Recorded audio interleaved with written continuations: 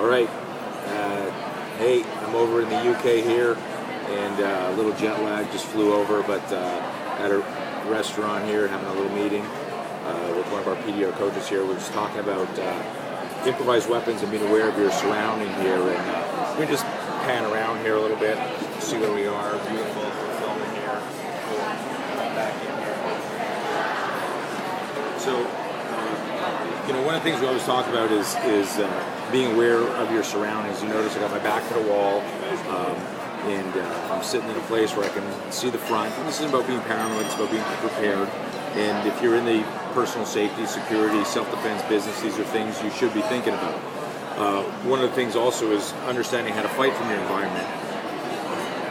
We all practice in that proverbial martial arts setting where we're in a 40 by 40 mat room, and you're training an area, it's mats, maybe you got a Billy Jack thing where you got to take your shoes off, and none of this stuff is realistic. It doesn't stress inoculate for the real world.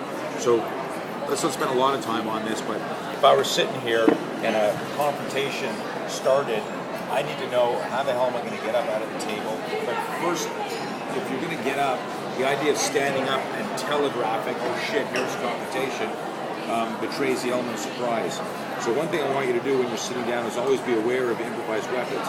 If I had to fight, and we can move in here, great weapons. If I'm talking, I see a confrontation erupting, I want to be able to pick up stuff that I can throw at somewhere. There's water, there's cutlery on the table.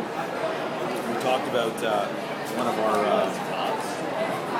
our blogs about the pen being mightier than the sword. If I'm using a pen, or if I have access to it, I could write down something. Suddenly I got a weapon in my hand that I can use to stab out or stab into somebody's hand, pick it up, and integrate like that. So the next time you're in a restaurant, be aware of how you're sitting, where you're standing, what your movement is, what are things you can throw immediately. So if I had to whip something at you, by the time you figure out, you flinch from that projectile coming at you, I'm already standing and I've got access to another weapon. Obviously, practicing this, do it at home so you don't get security coming over and escorting you from the mall. But these are some things to think about, and we'll catch you on another video soon. Thanks.